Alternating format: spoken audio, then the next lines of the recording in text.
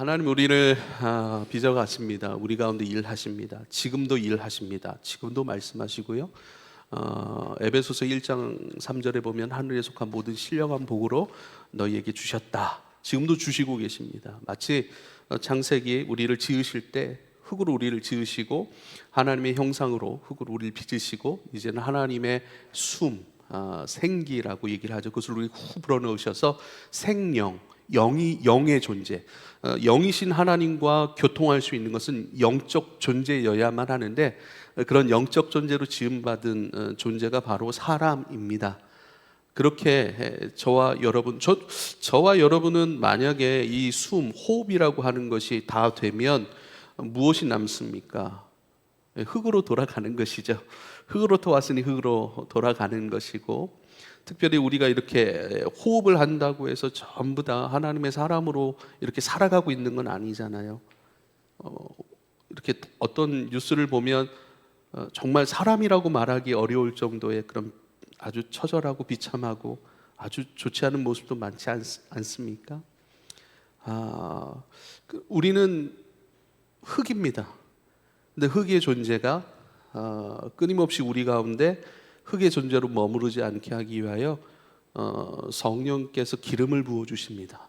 끊임없이 하나님 앞에 반응하고 듣고 살아갈 수 있도록, 잘 빚어질 수 있도록 끊임없이 하나님은 일하시는 분이십니다.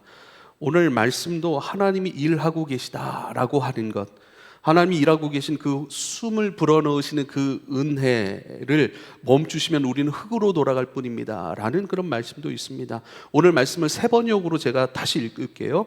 이 모든 피조물이 주님만 바라보며 때를 따라서 먹이 주시기를 기다립니다. 온 만물이죠.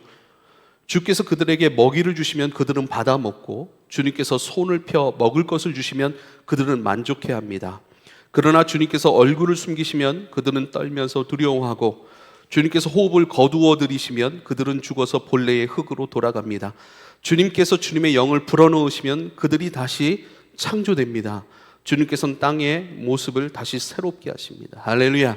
주님은 지금도 일하세요. 땅의 모습을 새롭게 해가세요. 주의 영을 끊임없이 우리 가운데 기름 부으시고 우리 가운데 불어넣으심으로 말미암아 우리가 날마다 새로워지는 거예요. 그래서 겉사람은 후패하나 속사람은 날로 새로워진다 라고 하시는 그 말씀처럼 우리 가운데 끊임없이 당신의 호흡, 생기, 숨, 당신의 마음, 당신의 말씀 뭐죠? 지금 제가 말하고 있잖아요. 이건 호흡이 뱉어지면서 말이 선포되는 거예요. 주님의 호흡, 심장으로부터 선포된 그 말씀, 그것이 우리 가운데 끊임없이 공급됨으로 말미암아 우리가 다시 새로워지고 새롭게 빚어지고 창조되어진다.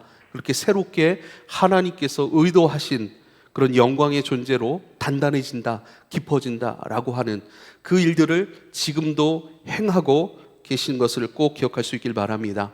저는 큰 틀에서의 복음은요, 하나님이 일하신다라는 거예요. 하나님이 우리 가운데 일하시는 것, 우리를 구원하시는 것도 복음이죠.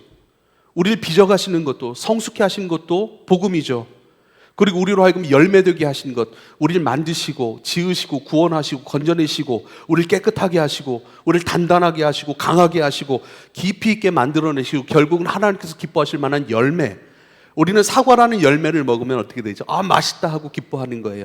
열매의 의미는 기쁨이에요. 기쁨. 하나님께서 기뻐하시기에 충분한 존재로 저와 여러분을 완성해 가실 것을 믿으실 수 있길 바랍니다. 시작하셨고 이루어 가시고 완성해 가시는 그 일들을 멈추지 않고 끊임없이 우리 가운데 일하시는 거예요. 문제는 뭐냐면 하나님이 일하신다, 일하고 계신다, 함께 하신다, 도우신다 라는 사실을 우리가 잊어버리는 것. 내 마음에 그 약속을 가득 채워 그 약속 안에서 내가 살아가야 되는데 끊임없이 다른 것들, 우리가 왜 힘들죠? 한번 가만히 보세요. 그것 때문에 힘들대요. 그 사람 때문에 힘들대요. 근데 우리 그 사람 때문에 힘들지 않아요. 그 사람이 24시간 저와 함께하고 있습니까? 아니죠. 그 사람 때문에 힘들다라고 생각하는 그 생각 때문에 내가 힘든 거예요. 그 사람 때문에 힘든 건 맞아요. 근데 그 사람과 함께 있지 않아요. 우린 다른 일을 할 수 있고 책을 볼 수 있고 기도할 수 있고 주님과 교통함 가운데 있을 수 있어요. 그런데 뭐죠? 끊임없이 나를 힘들게 하는 그것 때문에 나는 힘들어. 그 일이 잘 되지 않아. 나는 어려워. 계속 어렵다는 생각, 힘들다는 생각, 그 사람이 문제야라고 하는 그 생각 때문에 그 생각이 나를 힘들게 하는 것이지, 그 사람을 만났어요. 진짜 힘들어요. 그러나 그 사람과 헤어졌어요. 네, 그러나 내 스스로 이제는 새로운 일들을 할 수가 있어요. 새로운 걸 볼 수가 있어요. 시원한 걸 마시고 새로운 걸 보고 읽으면서 기분을 전환할 수 있어요. 새로운 내 인생에 계획된 것을 준비하며, 그 사람이 그렇게 행하는 것, 그 일들이 그렇게 일어나는 것은 어쩔 수 없는 일이잖아요. 그러나 그건 그것대로 흘러가도록 내버려 두되 내 인생이 가야 할 곳, 담아내야 할 것, 채워야 할 것, 내 인생이 추구해야 될 것, 그것이 우리의 인생의 목적 아닙니까? 즉 하나님께서 우리 가운데 행하고 계신 그 일들을 내 마음에 담아내는 것들, 내 소원으로 가져와 끊임없이 그것에 순종하고 그것에 합당한, 그것을 누리기에 합당한 나로 빚어가는 그 일 가운데 우리가 열심을 낸다면 아마 우리의 인생은 그 흔들림이 많이 적어질 거예요. 그리고 그 사람 때문에, 그 일 때문에, 그 문제 때문에 어려워지지 아니하고, 그건 그것대로, 내가 그것을 만나지 않겠다고 해서 만나지 않는 건 아니잖아요. 그렇지 않아요. 세상이 원래 그래요. 나는 나대로 선한 길을 가고 싶지만 세상이 죄가 많아요. 그 죄 때문에 나도 피해를 입을 때가 있어요. 원치 않는 일을 만날 수가 있어요. 그러나 그것대로, 그러나 내가 가야 할 길이 분명하다면 내가 추구하고 또 내 마음을 지키는 일들, 또 하나님께서 일을 하고 계신 그것에 늘 반응하고 그것에 날마다 빚어지는 그 일들이라면 우리는 은혜와 상관없는 사람들이 아니라, 멀리 떨어져 있는 사람들이 아니라 그 은혜 가운데 끊임없이 믿음의 경주를 해가는 사람이 될 건 줄 여러분 믿으실 수 있기를 부탁을 드립니다. 그 복음 시작하셨고 행하여 가시고 완성하시는, 구원하시는, 단단하게 세워가시는, 우리 안에 그리스도의 마음과 생명을 확장시켜 가시는, 자라게 하시는 그것을 복음이라고 한다면 이 복음을 어디에 두셨을까? 교회에 두셨습니다. 교회는 복음을 이야기합니다. 복음의 다른 것을 이야기하는 것이 아닙니다. 다른 좋은 이야기는 유튜브만 틀어도 많이 나와요. TV만 틀어도 많이 나와요. 그러나 교회는요, 복음을 이야기해요. 교회는 복음을 추구해요. 교회는 복음을 추구하고 복음의 수혜자로서 기뻐하고 감사함으로 그 복음의 길 가는 자들, 그들이 모인 것이 교회예요. 그렇다면 교회는 세상을 추구하는 것이 아니라 그 복음, 그것을 이야기하고 그것으로 행복해 할 줄 알고 그것으로 때론 인내할 줄 알고 그것으로 빚어지는 그 기쁨과 그 실행들의 삶 가운데 끊임없이 믿음의 경주를 해나가야 되는 줄 믿으실 수 있기를 부탁을 드립니다. 교회예요, 교회. 그래서 오늘은 교회 생활에 대해서 말씀을 드리고 싶습니다. 우리는 왜 교회를 다니는가? 왜 교회를 다니세요? 왜 교회를 다니십니까? 왜 교회 생활을 하십니까? 먼저는 교회 안에 담아놓으신 그 복음을 살아가고 만나가고 그것으로 끊임없이 경건의 훈련 속에서 걸어가기 위해서, 그렇죠? 근데 우리의 현실, 왜 교회 생활을 해야 되는가? 왜 교회 안에 담아놓으신 그 복음, 그리스도의 복음을 가지고 감사하고 행복하고 그것에 반응해야 하는가? 그것을 먼저 말씀을 간단히 드리고 싶습니다. 우리 새신자반에서는 이것을 가지고 첫 주 공부를 합니다. 왜 우리는 구원이 필요한가라는 것이에요. 첫 번째는요, 우리는 죽음이라는 한계를 가지고 있는 사람들입니다. 야고보서 4장 14절입니다. 내일 일을 너희가 알지 못하는도다. 너희 생명이 무엇이냐? 너희는 잠깐 보이다가 없어지는 안개니라. 이렇게 말씀하고 있습니다. 죽음이라고 하는 것은 가장 공평한 은혜인 것 같습니다. 안 죽는 사람 없거든요. 많이 가졌으나 가난하나, 또 젊으나 나이 많으나, 많은 것을 배웠으나, 아니요, 상관없어요. 어떻게 생겼든지, 어떤 것을 가지고 있든지, 어떤 자리에 있든지 상관없습니다. 죽음은 전부 다 맞닥뜨리는 인간의 한계입니다. 그런데 죽음을 통해서요, 우리가 어떤 존재인지 이것을 아는 것이 중요합니다. 죽음을 통해서 내 인생이지만 내가 살아가고 있는 이 인생이 내가 주인이 아닌 것을 우리는 깨달을 수 있습니다. 할렐루야, 그렇죠? 내가 더 살고 싶다고 더 사는 거 아니잖아요. 죽음을 내가 결정할 수 있는 것이 아니잖아요. 누군가에게는 우리는 그 죽음이라고 하는 한계적인 시간 안에, 그 공간 안에 우리가 놓여 있다라고 하는 그 사실입니다. 죽음을 벗어날 수는 없습니다. 히브리서 9장 27절에는요, 한 번 죽는 것은 사람에게 정해진 것이요 그 후에는 심판이 있을 것이라 이렇게 말씀하고 있습니다.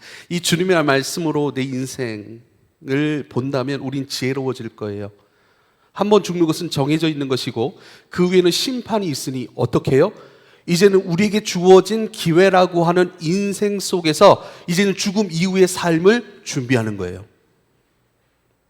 여러분의 죽음에 대한 생각은 어떻습니까? 여러분의 죽음에 대한 인식 밝습니까? 어둡습니까? 두렵습니까? 어떡하지? 아쉬운데? 피할 수 없는데? 아니에요. 우리 하나님의 말씀 안에서 한 번 죽는 건 사람에게 정해진 것이 그 후에 심판이 있다라고 말씀하셨습니다.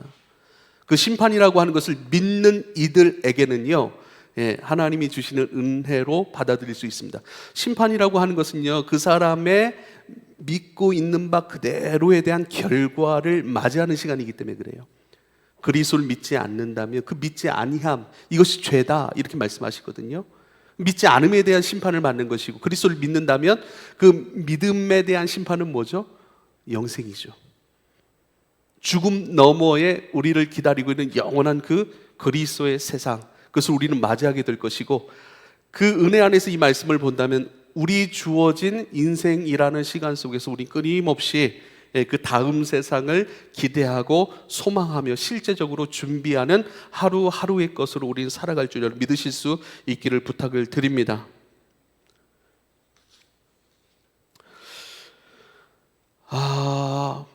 두 번째, 우리의 현실은 어떻습니까?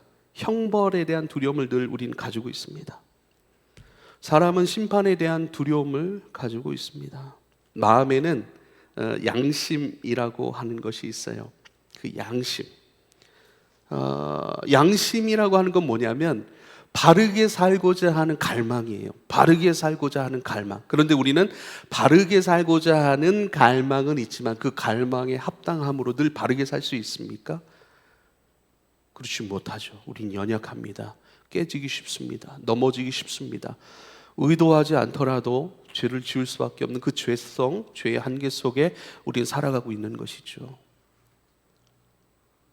그 죄 때문에, 그러니까 바르게 살고자 하는, 하나님 앞에 합당하게 살고자 하는 그 갈망이 있는데 그렇게 살지 못해요. 죄를 지어요. 그때 뭐죠? 늘 마음이 힘들어요. 양심의 가책이라고 얘기를 하죠. 죄책이라고 얘기를 하죠. 그 죄책 때문에 늘 힘들어하는 거예요. 우리 모두가 그러는 거예요. 죽음도 공평하게 이루어지고 여기 있는 사람이요, 죄책감 느끼지 않는 사람은 아무도 없습니다. 왜요? 마음의 법, 양심 때문에 그렇습니다. 주님 앞에 바르게 살고자 하는 갈망 때문에 그렇습니다. 그 갈망은 있지만 그렇게 살지 못하는 것 때문에 늘 마음 아파하고 힘들어하고 죄송스러워하는 그 마음, 그것이 우리의 한계라는 거예요. 그러니까 지금 죽음의 한계도 말씀드렸고 우리 마음의 한계, 양심, 죄책에 대해서 말씀을 드렸고, 이게 뭐예요? 전부 다 우리가 하나님의 일하심을 기대하고 하나님의 일하심 가운데 기대고 내어 맡기고 전적으로 의탁하는 하나님 전적 의존의 존재로서 살아갈 수밖에 없는 것. 그러므로 오늘 일하시고 빚어가시고 완성을 향하여 끊임없이 우리 가운데 떠나지 아니하신 우리 책임지시는 하나님, 그분의 것으로 살아가는 이유가 뭐예요? 우린 죄책 때문인 거예요. 마음의 한계 때문인 거예요. 그래서요, 마음의 한계를 가질 수밖에 없는 죄책감의 존재, 그런 우리를 잘 아셔서 우리에게 빛으로, 우리의 소망으로 예수 그리스도가 오셔서 당신의 생명을 대성물로 내어주신 것입니다. 할렐루야. 교회 안에 그 복음을 두신 거예요. 교회를 통해서 그 복음이신 그리스도를 누리고 끊임없이 우리를 자유롭게 하고 그 생기로 채우시는 그것들을 통해서 죄책에 묶여있는 것이 아니라 그것 때문에 주님을 더욱 필요로 하고 주님을 더욱 부여잡고 주님 안에 머물기를 기뻐하는 사람으로 살아야 된다라고 말씀하시는 것이지요. 세 번째, 이제 마음의 한계라면 죽음의 한계와 마음의 한계. 세 번째는요, 육체의 한계입니다. 육의 문제입니다. 우리 몸이 지니고 있는 한계가 있습니다. 마태복음 7장 20절 23절입니다. 또 이르시되 사람에게서 나오는 그것이 사람을 더럽게 하느니라. 속에서 곧 사람의 마음에서 나오는 것은 악한 생각, 곧 음란과 도둑질과 살인과 간음과 탐욕과 악독과 속임과 음탕과 질투와 비방과 교만과 우매함이니 이 모든 악한 것이 다 속에서 나와서 사람을 더럽게 하느니라 그래요. 사람을 더럽게 한대요. 이 악한 것이 속으로부터 나와 사람을 더럽게 한다는 것은요, 이것이 마음으로부터 끊임없이 올라오는 거예요. 거짓말이, 악독이, 음탕함이 끊임없이 올라와요. 근데 올라오는 것을 덥석 우리가 먹어버릴 때가 있어요. 올라오는 것을 덥석 우리 입술로 내뱉을 때가 있고 우리 손과 발로 저지를 때가 있어요. 그러니까 죄가 생각으로, 감정으로 올라오는데요, 우리의 육체의 것으로 열매를 맺는 경우가 있다고요. 그것을 더럽혀지다라고 얘기를 하는 거예요. 그러니까 사람을 더럽게 하는 거예요. 그래서 더러워지기 전 기회는 있습니다. 우리 마음에서 끊임없이 그 올라오는 더러운 것들, 악한 것들을 어떻게 해요? 십자가로 가져가는 거예요. 예수 그리스도 십자가를 가져가는 거예요. 그렇지 않으면 뭐죠? 그것을 내뱉고 손으로 행하고 입술로 고백하여 그것을 더럽게 나를 만들어가는 육체의 한계 속에 우리, 그래서 뭐죠? 우리는 예수님이 많이 필요한 거예요. 우리를 떠나지 아니하시고 그런 처절한 그런 육체의 한계 속에 있는 그걸 우리를 판단하고 정죄하지. 내가 너 사랑하고 내 생명까지 줬는데 너 그것밖에 못 살아? 너 그렇게 사는 거야? 라고 정죄하시지 않는다라는 거예요. 사람은 그렇게 할 수 있죠. 근데 하나님 그러신 분이 아니라는 거예요. 그게 사랑인 거예요. 포기하지 않는 거예요. 그렇게 포기하지 않고 책임지심 속에서 일하시는 주님을 우린 기대고 소망하고 유일한 우리의 해답이고 유일한 우리의 길로 가져갈 수 있기를 부탁을 드립니다. 할렐루야. 그 복음을 교회 안에 두셨고 교회 안에 우리가 열심히 생활하고 그것을 맛보고 그것을 보고 듣고 기뻐하고 그것을 살아내고자 하는 격언의 훈련을 왜 나아가야 하는가? 우린 육체의 한계를 가지고 있기 때문입니다. 그러나 주님이 소망이시고 사랑이신 하나님께서 우리 가운데 일하시니 우린 일하시는 하나님을 끝까지 붙들어야 하는 줄 믿으실 수 있길 바랍니다. 네 번째는요, 마음의 한계라고요. 마음의 한계. 우리 인생 가운데 컨트롤할 수 없는 부분들이 있습니다. 그게 뭐죠? 감정이에요. 감정. 분노가 막 올라와요. 섭섭함이 올라와요. 그렇죠. 미움이 올라와요. 끊임없이 우리 마음에 올라오는 이 감정들 우리는 컨트롤할 수가 없어요. 올라와요. 올라와. 그 뭐죠? 올라오는 거예요 또. 그런데 우리가 이것을 내뱉고 이것을 표현함으로 사람을 더럽게 되어지는 차원으로 가져가서는 안 되는 것이죠. 그런데 그러한 끊임없이 우리 가운데 좋지 않은 감정들이 올라오는 존재라는 사실을, 내가 그러한 존재구나, 약한 존재구나, 내 마음이야 라고 수십 번 외쳐대고, 내 마음이야, 내가 내 마음의 주인이야 라고 내가 선언할지어도 선언하고 있지만, 내가 내 마음이라고 얘기하면 내가 내 마음의 주인입니까? 내가 내 마음의 주인이라면 내가 원치 아니하는 그 감정들이 왜 올라오겠어요? 내가 내 마음의 주인이 아니구나 라는 사실을 여러분 기억하실 수 있기를 부탁을 드립니다. 마음을 관리하는 사람이죠. 그래서 우리 주님께서 뭐라고 말씀하십니까? 무릇 지킬 만한 것 중에 내 마음을 지키라. 생명의 근원이 이에서 남이니라. 할렐루야. 우리가 교회 생활을 왜 합니까? 마음을 지켜가기 위한 것이에요. 마음으로 끊임없이 다른 것으로 틈타 우리 가운데 침입하는 마귀의 생각들. 요한복음 13장 2절에는요, 마귀가 벌써 시몬의 아들 가룟 유다의 마음에 예수를 팔 생각을 집어넣었더라 그래요. 마귀가 틈을 타서 가룟 유다의 마음 가운데 예수를 팔 생각을 집어넣었더라. 마음 관리해야죠. 우리 밭이 있다면 그 밭에 어떤 여우가 들어오고 고양이가 들어오고 멧돼지가 들어오고, 그래서 멧돼지가 한번 들어오면 그 모든 밭이 다 망가져 버립니다. 내 마음이라고 하는 정원에 마귀라고 하는 존재, 마귀가 끊임없이 뭔가를 풀어놔요. 그것이 우리의 마음을 헤집어 놓을 정도로 우린 뭐죠? 방치하고 있는 거예요. 그럼 우리 마음은 망가집니다. 마음이라고 하는 정원을 관리하지 않으면, 마음이라고 하는 정원을 관리하려고 애쓰고 수고하고 땀을 흘리지 않으면 마음은 그 어떤 것에 끊임없이 침입당함으로 말미암아 헤집어져요. 우리 마음의 주인이 내가 아니라 우리 주님이시고 우리 주님의 마음으로 끊임없이 관리하는 사람으로서, 마음은 맡겨진 것으로서 이제는 어떻게 관리해요? 우리 마음 안에 주님의 말씀이 끊임없이 흘러가도록, 들려지도록, 끊임없이 주님의 마음들이 우리 입술로 선포되는 것. 당신의 입술 속에 주님의 마음이 선포되면 뭐죠? 그것으로 내가 기뻐하잖아요. 상대방은 감사하잖아요. 상대방은 위로하잖아요. 할렐루야. 그래요. 우린 상처도 줄 수 있지만 위로도 줄 수 있는 존재입니다. 할렐루야. 우리 옆 사람에게 선포합시다. 당신에게 위로를 드리겠습니다. 위로를 좀 주십시오. 기쁨을 좀 주십시오. 고맙다고, 감사하다고, 사랑을 한번 해봅시다. 고맙습니다. 당신이 내 옆에 있어줘서 참 고맙습니다. 한 번 더 고백하십시오. 굉장히 쑥스럽죠. 고마운 존재들인 것이죠. 고마운 존재들인 것이죠. 우리 마음. 여러분 수도꼭지를 튼다고 생각을 해보십시오. 수도꼭지를 온수로 틀면 따뜻한 물이 나오고 냉수로 틀면 찬물이 나오듯이 우리 마음의 수도꼭지를 어디로 트느냐, 어디로 개방하느냐.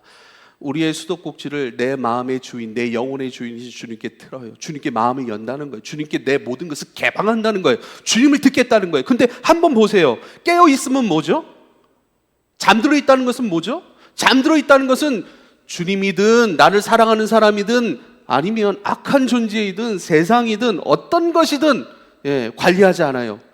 제한하지 않아요. 모든 것에 개방해서 모든 것, 잡스러운 모든 것들 내 안에 들어오도록 허용하는 것, 모든 것에 개방하는, 모든 것에 수도꼭지를 틀어버리는 거예요. 아닙니다.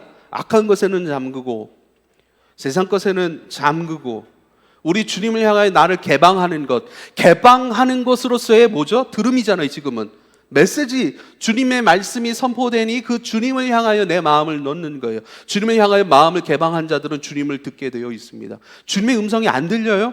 개방되지 않은 거죠. 왜 개방되지 않았죠? 개방되지 않은 이유를 한번 생각을 해보세요. 나는 왜 주님께 개방하지 않았지? 무엇에 개방하였지? 가만히 그런 걸 생각해 보셔야 돼요. 나는 지금 어떻게 반응하고 있지? 우리 그런 생각을 하지 않아요. 결과를 가지고 너무 힘들어해요. 어떻게 그 결과가 일어났고 그 결과가 일어날 동안 나는 어떻게 반응했고 나는 믿음으로 반응했고 주님께 나를 개방시켰고 주님께 나의 수도꼭지를 열어놓았는가 아니면 다른 생각, 그러니까 뭐죠? 속에서 끊임없이 20년 전, 30년 전 상처받았던 생각들, 상처받았던 내용들이 막 생각나요. 뭐죠? 내 좋지 않은 과거에 내가 개방시켜놨기 때문에 그래요. 늘 거기에 붙들려서 내가 나아가야 될 곳을 나아가지 못하는 거예요. 그래서요, 우리 주님께 마음을 개방합니다. 할렐루야. 우리 주님께 마음을 열어놓는 거예요. 마귀가 예수를 팔 생각을 넣으면 뭐죠? 우리 늘 예수 팔아먹어요. 지금도 예수 팔아버리고 얻는 것이 뭐죠? 세상입니까?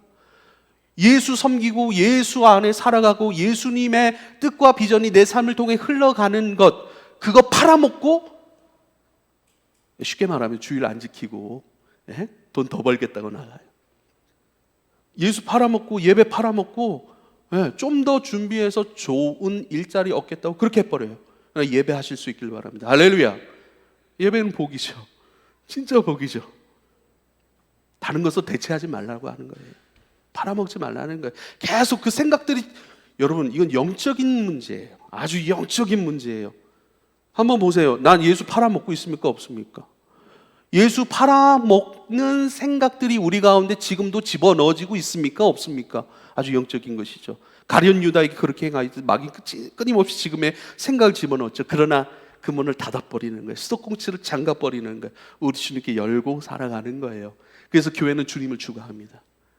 여러분, 여러분이 다니고 있는 그 교회가 주님을 추구하고 주님을 말하고 주님을 훈련하는 경건의 훈련 속으로 함께 가고자 하는 그것에 집중하고 그 본질적 추구의 교회가 끊임없이 나아가고 있다면 그 교회를 사랑하십시오. 그리고 그 교회에 참여하십시오. 그 교회에서 행하는 모든 것들 가운데 기쁨으로 참여하십시오. 할렐루야. 이 영적인 문제. 그래서 교회 생활은 굉장히 영적인 겁니다. 영적인 것입니다. 다섯 번째, 우리 한계는 무엇일까요? 삶의 한계가 있어요. 삶의 한계가 있습니다. 지금도 비가 너무 많이 와서 예상치 못한 사고를 당하신 분들이 있습니다. 너무 안타까운 것이죠. 여기 저와 여러분 모두에게 해당됩니다. 내일을 장담할 수 있습니까? 내일 당장에 우리에게 어떤 일이 벌어질지, 우리가 안전하다, 괜찮다, 우린 내일도 오늘과 같은 생활을 이어갈 수 있다라고 누가 장담할 수 있겠습니까?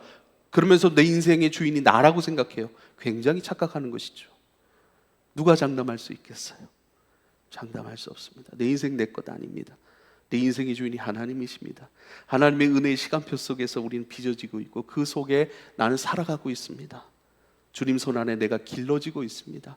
주님을 떠나서는 살 수 없는 것은 내가 안 떠나서가 아니라 주님이 나를 포기하지 아니하시니 그 영원한 변치 아니하는 어제와 오늘 영원토록 동일하신 그 사랑 안에 내가 있음을 확신하고 그분의 시간표 속에 있음을 안심하고 그분과 연결되어 있다면 모든 것이 합력하여 선을 이룬다 말씀하신 그대로 어떤 일이 와도 우리는 그 일을 통해서 믿음을 얻게 될 겁니다. 그리스도를 더 얻게 될 겁니다.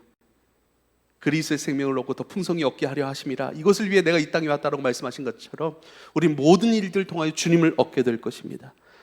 여러분, 우리 한계적인 것을 가지고 우리가 주님을 긍정할 수밖에 없고 주님께 기댈 수밖에 없고 주님께 내 자신을 의탁드릴 수밖에 없는 존재라는 사실, 그것을 아는 사람들은요 교회 안에 생활들을 기쁨으로 참여하게 되는 것이죠.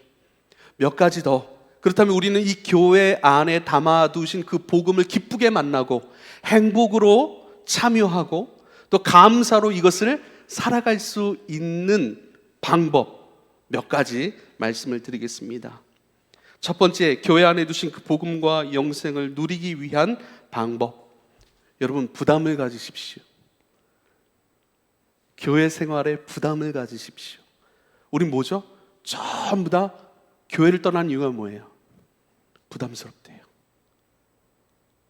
부담 안 갖고 교회 생활하려고 해요.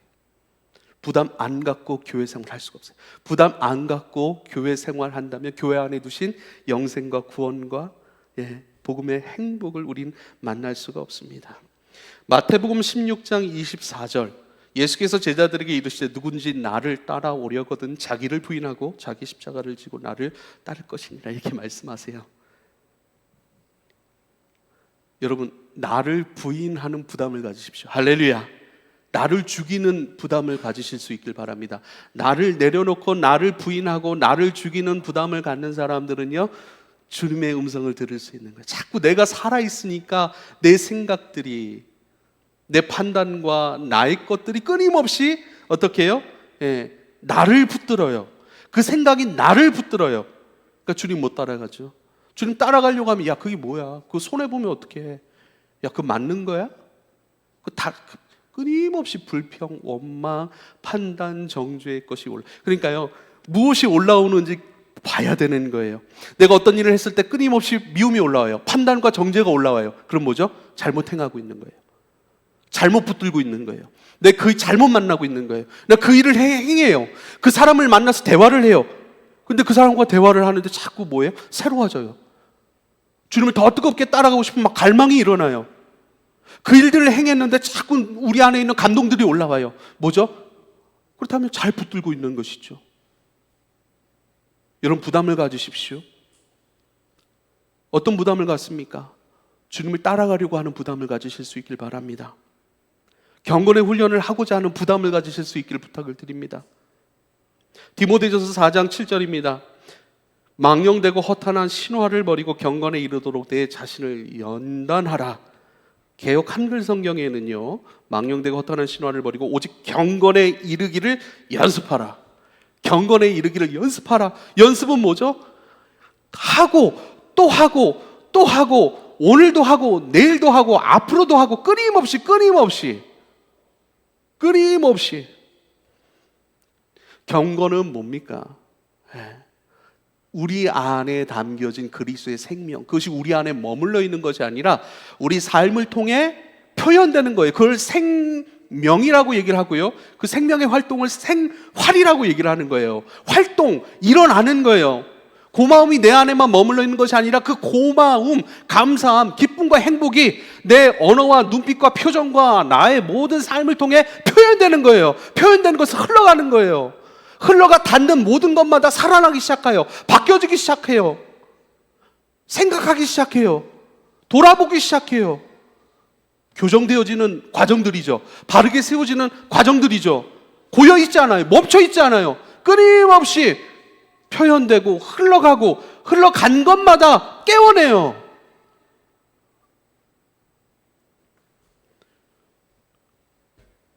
경건의 연습, 경건의 훈련. 부담을 가지실 수 있기를 부탁을 드립니다.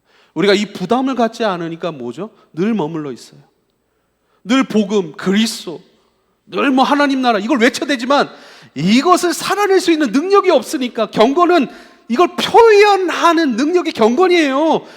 늘 그리스도, 늘 어떤 집회에 가면 막 눈물 흘리고. 그래서 전 너무 안타까운 게 뭐냐면요, 여러분, 그 연습에 대한 부담이 없기 때문에 한 번의 감동으로는 하나님의 나라를 온전히 소유할 수 없고 하나님의 나라를 온전히 살아갈 수 없단 말이에요. 또 넘어지고 부인하고, 하나님 날 사랑하지 않나 봐.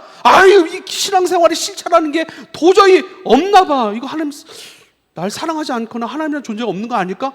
늘 그래요. 그러면서 또 어떤 집회 참여해서 또 막 감정이 올라오니까 막 은혜 받고 뛰고 좋아해요. 그거 좋죠. 너무 좋죠. 그런 일도 많이 있어야죠. 근데 안타까운 게 뭐예요? 목회자로서 교회 돌아가면 똑같은 제자리예요. 왜죠? 경건의 훈련이 없어요. 감정으로는 그리스도 끝까지 따라갈 수가 없습니다. 그 감정을 시작으로 해서 주님이 나의 갈 길이 되시는구나. 주님 나 포기하지 아니하시네. 주님 손 안에 내 인생이 있음을 알고 그 손 안에서의 이제는 순종들, 훈련들, 연습들, 여러분 연습하려고 하는 부담을 가지실 수 있기를 부탁을 드립니다. 부담, 부모의 정의를 다시 한번 해봅니다. 부모는 낳아주고 길러주는 것이 부모잖아요. 낳아주고 길러주는 것의 정의가 뭡니까? 기꺼이 내 자식이 바르게 건강하게 살아가고 자라가는 것을 위하여 기꺼이 부담을 지는 존재가 부모예요. 교회 목사, 교회 집사, 교회 간사, 교회 리더는 어떤 사람이 그 역할일까요? 이 교회는 그리스도의 몸인데 그리스도의 몸으로 우리에게 주신 이 그리스도의 몸을 책임지고자 이 교회에 필요한 이 교회 안에 담아놓으신 그 복음이 들려지고 끊임없이 연습되고 훈련되고 확장되고 전하여지는 것을 위해 함께 그것을 책임지려고 하는 그 부담을 가진 사람들이 교회 목사요, 집사요, 간사요, 리더입니다. 할렐루야. 책임지려고 하는 사람, 부담을 가지고 있는 사람. 그래서 우리는 뭐죠? 지금 우리가 좀 경계하는 개인주의뿐만 아니라 편의주의, 이런 것들을 좀 우리가 진짜 경계해야 돼요. 세상이 너무 편리해졌어요. 편의주의가 너무 줄을 이뤄요. 그래서 부담 갖지 않으려고 그래요. 부담 주지 마세요. 다가오지 마세요. 내가 알아서 합니다. 가만히 말씀 듣고 갑니다. 물론 그러한 시간도 필요하고 그러한 상황에 있는 성도들도 있습니다. 그러나 여러분, 종국에는 뭐죠? 우리 지난주 배웠던 말씀, 베드로야, 너 나 사랑해? 나 사랑해? 나 사랑해? 사랑만 3번 물으세요. 그리고 뭐라고 말씀하세요? 내 양을 먹이라. 내 양을 치라. 내 양을 치라 할 때 그 치라라고 하는 그 헬라어 원어적 의미는요, 그 목동이 양을 치듯이, 목자가 양을 치듯이 그 양을 치는데요, 밤낮 자고 깨는 것이 자기 스케줄이 아니라 양의 스케줄에 맞춰서 자고 깨요. 반드시 양을 푸른 초장으로 이끌어내려고 하는 수고, 반드시 양을 쉴 만한 물가 푸른 초장으로 끊임없이 먹이고 쉬게 하고 자라게 하는 그 일들 가운데 온통 힘을 쏟고 마음을 쏟는 그 목동, 그리고 뭐죠? 일이나 들짐승들이 그 양을 해치지는 않을까라고 하는 그것부터 늘 깨어있고, 그러한 일들이 이루어질 때는요, 자기 목숨을 걸고서라도 그것과 싸워 양들을 지켜내려고 하는 그 목자가 양을 치는 것, 그리고 양이요 이탈해버렸어요. 그리고 깊은 험한 골짜기로 떨어져 버렸어요. 그 골짜기에 있는 양을요 포기하지 않아요. 거기까지 내려가서요 그 양을 안전하게 구해오고자 하는 그 목자의 전 인격적 삶과 수고와 그 책임과 그 부담, 그것이 담겨 있는 것으로서의 치라예요. 너 그렇게 나 사랑하냐? 나 사랑하면 내 양떼들 위하여 너의 전 인격적 모든 것을 쏟아 그 양을 치라. 양침을 통해 너는 나를 따라오게 될 것이고 나를 더 사랑하게 될 것이고 내 마음을 더 이해하게 될 것이고 나로 말미암아 너는 더 깊은 것까지 얻게 될 것이야. 할렐루야.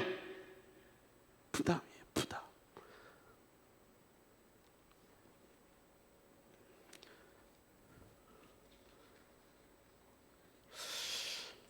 그리스도에 대한 부담들, 말씀과 성령에 대한 부담들, 주님의 임재에 대한 부담들, 주님의 임재에 대한 그 부담을 갖고 있는 사람은요, 예배 깊은 곳까지 나아갈 수 있는 거예요.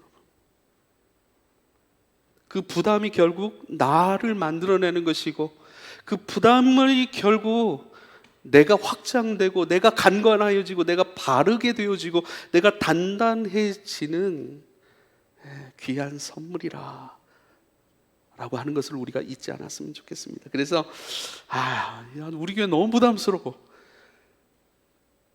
그 교회를 다니십시오. 그러나 다른 부담이 아니라 그리스도를 따라가고 그리스도로 되어가고 빚어지는 부담이라면 이 교회 참 좋은 교회, 그 교회 생활 가운데 기쁨으로 참여하실 수 있기를 부탁을 드립니다. 두 번째, 나는 상처 안 받을래요. 상처에 대한 두려움과 싸우실 수 있기를 부탁을 드립니다. 상처 없는 곳은 없어요. 왜? 우리는 뭐죠? 우린 여전히 공사 중이에요. 우리는 다 되어진 존재가 아니에요. 되어져 가고 있는 존재들이 모여 있는 거예요. 그래서 은혜가 있고 복음의 곳이지만 종합병원 같아서 수만 가지의 그런 더럽게 할 만한 가능성을 지닌 그러한 죄인들이 모여있는 곳이에요. 그렇기 때문에 상처 줄 수 있어요. 그래서 상처 받지 않으려는 마음이 아니고 상처를 두려워하는 마음 때문에 떠나려고 하는 것이 아니라 이제는요, 그 상처 가운데 상처를 받는 것이 아니라 상처를 주더라도 그 상처 가운데 뭐죠? 내가 추구하고 걸어가고 내가 은혜 입고 있는 이 길이 확실하다면 오히려 그 상처 가운데 대적하고 그 상처와 맞서 싸워 이제 더 이상 상처받지 않는 넓은 마음, 견고한 마음으로 훈련해 가실 수 있기를 부탁을 드립니다. 할렐루야. 상처 없는 곳 없다니까요. 상처 없는 교회 없다니까요. 없습니다. 그런 교회는 없습니다. 그래서 이 교회가 좋아해서 옮겨버렸어요. 처음엔 좀 좋아요. 나중에 시간 가니까 뭐죠? 이거 과거에 또 막 그래요. 똑같습니다. 중요한 건요, 상처받으는 두려움 때문에 늘 힘들어하지 마시고 상처가 오더라도 받지 않고 상처가 오더라도 내가 지금 걷고 있는 예수 길, 예수 생명, 예수님에 대한 마음과 믿음 빼앗기지 않을 수 있는 견고한 마음으로의 훈련, 이것이 중요합니다. 그래야 교회 안에 두신 복음의 모든 것들을 누리실 수 있습니다. 고린도후서 6장 13절에 이렇게 말씀하세요. 내가 자녀에게 말하듯 말하노니 보답하는 것으로 너희도 마음을 넓히라 그래요. 이 말씀 참 중요해요. 바울이 이 고린도 교회를 낳았거든요. 고린도 교회를 세웠고 그 가운데 제자를 세웠고 교회가 막 확장돼 버렸어요. 근데 나중에 자식과 같은 그 고린도 교회 사람들이 바울을 오해하고 바울을 비난하고, 그러니까 얼마나 마음이 너무 아프겠어요. 근데 얘들아, 너희들이 그렇게 할 때 너희들 외면하지 않았어. 어떻게 못돼 먹은 녀석들 괘씸하다 하고 나 떠나지 않았어. 대신 그 시간 동안 주님 안에서 내 마음을 넓히는 훈련을 했거든. 이제는 안 거예요. 그러니까 혹시 너희들 나한테 미안한 마음이 있어? 그 미안한 마음 보답하고 싶은 마음이 있거든. 너희도 마음을 넓히라. 교회 안엔 여전히 연약한 사람들이 있어. 교회 안에 상처 주는 사람들이 있어. 여전히 그 미숙함이 드러나는 사람들이 있지. 그러나 그 사람들에 대하여 너가 힘들어하고 아파하는 것이 아니라, 상처받는 것이 아니라 그들을 오히려 품을 수 있고 그들을 깊은 데로 인도할 수 있고 섬길 수 있는 그 깊은 마음, 넓은 마음, 그 마음을 가지고 목회하고 신앙생활하면 좋겠어. 그게 봐요. 내가 자녀, 내 사랑하는 사람, 자녀가 얼마나 소중하고 사랑스럽습니까? 내 사랑하고 소중한 너희, 그 마음으로 내가 얘기해. 너희들이 혹시 그거에 대해서 보답하는 마음이 있고 돌아보는 마음이 있거든. 너희도 마음을 넓히라. 할렐루야. 우리 옆 사람에게 축복합시다. 마음을 넓히십시오. 육체를 입고 살아가는 이 땅 가운데 상처 없는 곳은 없습니다. 상처 없는, 병원으로 따지면 무균실일 수 있는 곳은 아무도 없어요. 가장 거룩한 예배가 이루어지고 가장 거룩한 복음이 선포되는 이곳에도 상처가 없을 수는 없어요. 나 그 상처 때문에 늘 떠나오고 상처 때문에 늘 흔들리고 그 상처 때문에 늘 내가 힘들어한다면 그리스도의 생명을 잃어버릴 수밖에 없잖아요. 그게 가장 애통한 거예요. 분명 그 상처 주는 것은 나쁜 일이, 좋지 않은 일이에요. 잘못된 거예요. 아니, 서로를 사랑하고 축복하기에도 부족한데 왜 그렇죠? 근데 그 가장 좋지 않은 일 때문에 가장 존귀한 그리스도에 대한 마음과 믿음과 생명과 그리스도를 잃어버리면 그게 가장 원통한 거예요. 가장 아쉬운 거예요. 그렇지 않습니까? 딴 것도 아니고 그 작은, 딴 것도 아니고 가장 좋지 않은 그것으로 말미암아 가장 존귀하신 그리스도와 그리스도의 생명을 잃어버리다니 안타까운 거예요. 그래서요, 상처 안 받을 생각하지 마십시오. 상처가 있더라도 마음을 넓히고 단단히 하고, 이런 상처가 오더라도 상처를 받는 것이 아니라 오히려 긍휼히 여기고 그 사람을 더욱 성장하고 성숙할 수 있도록 도와줄 수 있는 넓은 마음으로 우리가 함께 이 교회를 잘 만들어갈 수 있기를 부탁을 드립니다. 마지막 세 번째, 여러분, 간섭을 기뻐하십시오. 나 간섭하지 마. 나 내비로도. 여러분, 하나님이 우리를 조성하여 가신다. 하나님이 우리를 빚어 가신다. 시작이요, 빚어짐이요, 완성이신, 우리가 주님께로 나왔고 주 안에 되어가며 주에게로 돌아갑니다라고 하신 그 말씀 그대로 주는 우리의 모든 것, 이것을 뭐라고 얘기해요? 하나님의 섭리라고 얘기를 하는 거예요. 하나님의 섭리를 쉬운 말로 하면 하나님의 간섭이라고 얘기를 하는 거예요. 하나님은요, 우리를 간섭하세요. 오늘 아침에도 막 우리 딸내미에게, 김엘님 예배 준비하세요. 김엘님 오늘은 예배 성공하세요. 예배 잘 드리세요. 그럼 탁 눈이 막 풀려가지고, 아빠 너무 피곤해. 근데요, 뭐죠? 간섭하는 거예요. 또 간섭하는 거예요. 바르게 하기 위한 거예요.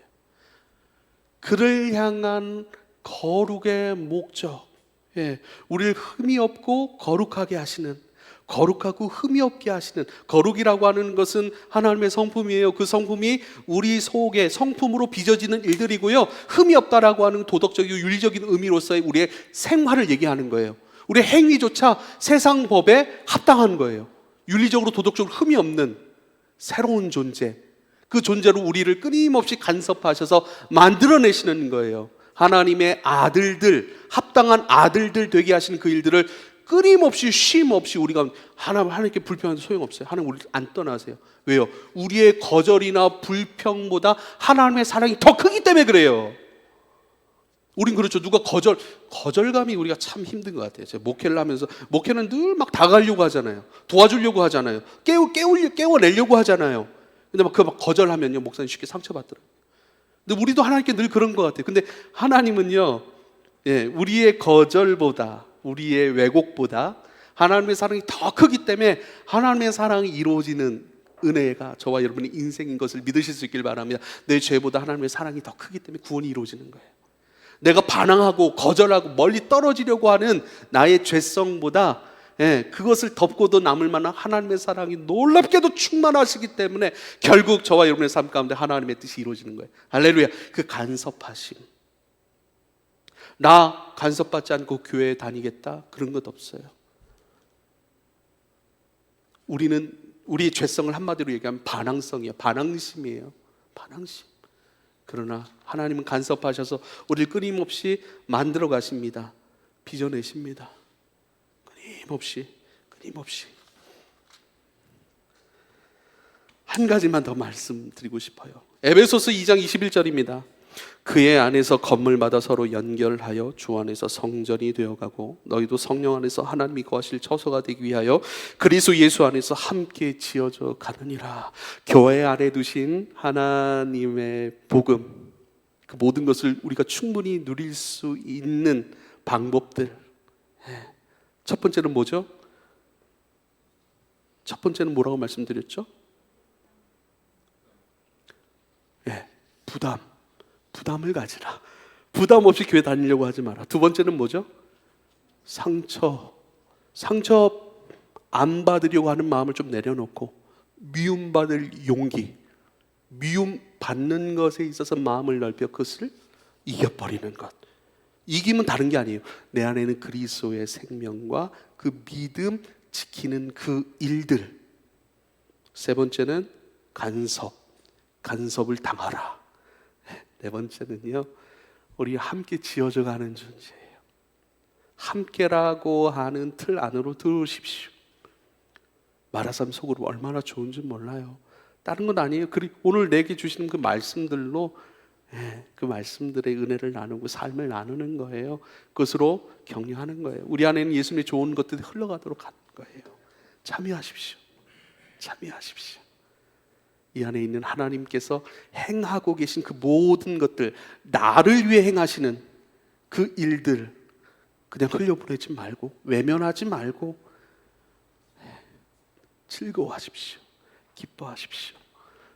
점점 더 누림의 삶으로 나아가실 수 있기를 축복합니다. 기도하겠습니다.